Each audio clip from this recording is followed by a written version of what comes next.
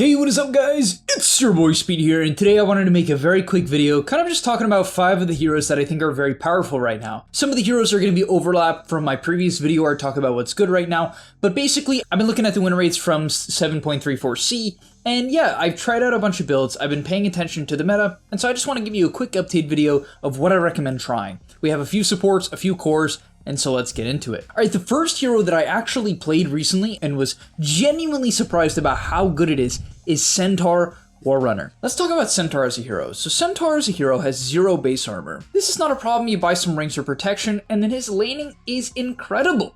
Why is his laning incredible? Well, let's quickly talk about that. First off, the stun is way better now. Okay, the stun is way better. Basically, it winds up, and that might seem bad, it winds up now. You might be like, oh, that's horrible. But it used to wind up in the past, but in place. Now you wind up, but you can move during it.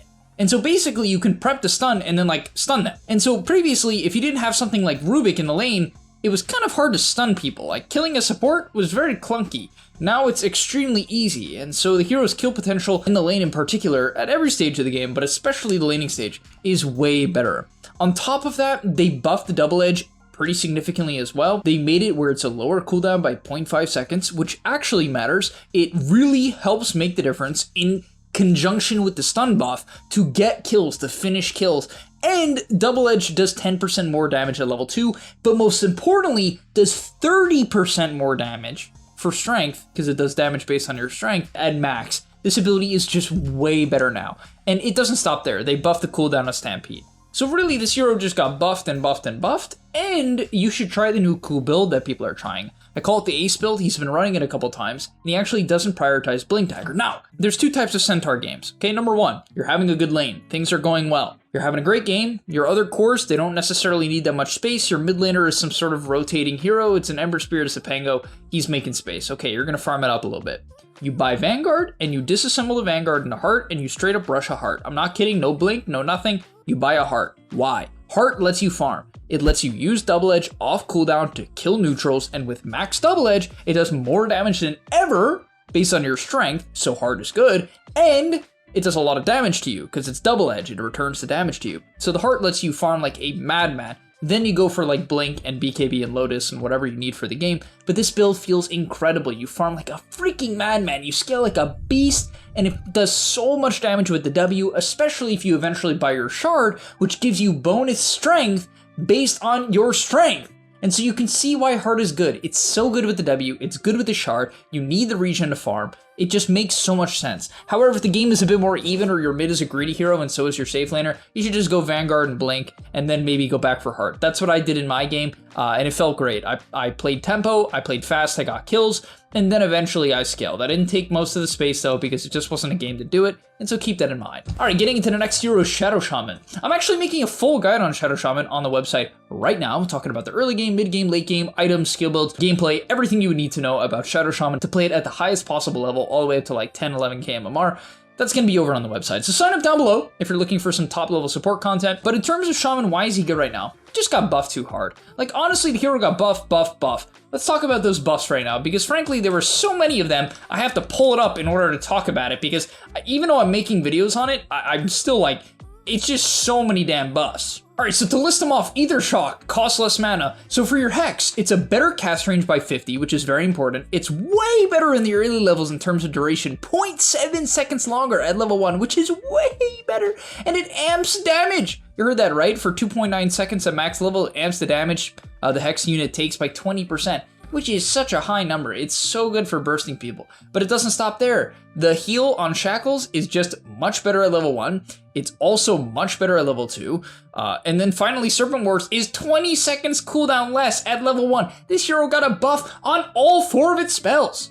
When does that happen? Like, never. So if you're wondering why the hero's win rate is good, it's because I got buffed too hard. And so yeah, I'm making a full guide on the website, check that out. And the hero is just insane. It got overbuffed. And I expect pros to start looking at the hero. I definitely think it has potential. All right, next is kind of a boring hero. I'm not gonna spend a lot of time on it. It's still the highest winner hero on Dota buff, which is like, it's kind of meh, but it's Treant. It's just good. They nerfed it pretty hard last patch, and I'm like, okay, maybe it's not as good. Nah, everyone's still picking it. It's too good. It just doesn't have any bad point in the game. Like, you never feel bad as Treant. It's always good. It's just too well-rounded right now. It got buffed to the point where it just feels too good at, like, every stage of the game. Especially the laning stage. It's too damn reliable, especially with Blood Grenade. I feel like because of the fact that slows stack additively and not multiplicatively, it's just too good, right? Stacking Leech Seed with Grass plus Blood Grenade with the high damage of Treant just feels too damn good. So yeah, also the armor from Treant is really nice. I feel like there's not a lot of good armor items in Dota for cores, and so giving them 10 armor at max level is very good. You know, a hero is also high win rate, but is not on my list, is Spectre. Why is that hero the second highest win rate? I don't know. I just don't get it. I guess it's good in Lomo. I don't know. All right, getting into the next hero is Walmart Lone Druid. This is the build I like doing. So basically, there's two main ways of playing Lone Druid, or at least two main ways that I would recommend. Number one is going Mjolnir, like some sort of Midas Mjolnir or just Mjolnir, and farming really fast and playing around putting the Mjolnir shield on you or your bear and just shredding people in a huge AoE with the Maelstrom procs, the Mjolnir procs, and the Mjolnir active procs. And it does a lot of damage, you farm really fast. Or you can go the solo kill build, the fighter build, and you can play Lone Druid sort of more like an offlaner rather than a safe laner. And the way you do that is you go Diffusal Blade. You go, well, I like going Corrosion. I think it's just a lot of damage. It helps get kills in the laning stage. And then you go Diffusal Blade. And with Diffusal Blade, you just kill people. Now, this hero is a really high win rate because it got buffed like crazy. The bear got buffed. You can buy 12 branches as your starting items and hit for 92, which is just disgusting in the laning stage. The hero just got 2 armor, has incredibly good talents. 200 health at level 10 is so good in my opinion. But what is the Walmart Lone Druid? What did I mean by that? This is a build that I partially took to the extreme. It's an adaptation of something that's been done for a while. Wraithbands double at minute 25. Okay, so you go Treads, Corrosion maybe, Diffusal, well, even Diffusal before Boots, then Treads, then Echo Saber is a very common item. It's just a lot of disable and stats for the universal hero. It feels good to be able to stick on top of people. However, where it gets fun, when the game comes towards minute 25, Lone Druid loves Wraithbands. Why? The bear's universal, stats. The hero's universal, stats. Okay, your W, when you buy armor or get armor, it shares it between you and the bear. What does Wraithband do? Gives agility, armor, and it just gives armor. And so you just share armor. You can have like 40 armor if you spam Wraithbands. And so my inventory on Lone Druid is 5 Wraithbands on the main hero. And by the way, if you get lucky, you have like a minute like 20, you'll have a Specialist Array, the ranged stat item on the main hero, and then you farm really fast with it. And then on the bear, you just have like Duelist Glove or Spark of Courage or something like that, right? One of the solid right-click damage items. And it's so good. And then when you scale into the game, you just keep the Specialist Array on the main hero, you keep the tier 2 neutral on the main hero, because you can use 2 neutral items on Lone Druid, which is really good. And then you take like Defiant Shell on the bear, and then now you have like 5 Wraithbands. The Lone Druid has a bajillion stats. You hit for like 200 damage in minute 25. On the main hero, not including the bear, which is going to hit for like 200 as well, not including mana burn and the high attack speed it's going to have, as well as minus armor if you go Corrosion. And then, yeah, you can't be killed because your armor's a billion. The bear has built-in magic resist. You don't, so you have to be careful about getting bursted. That's the weakness of the hero. But if you get off your ulti, you just can't die. Physical damage heroes don't touch you, and you might be like, oh, but speed, you're buying so many small items. This is like terrible for your net worth.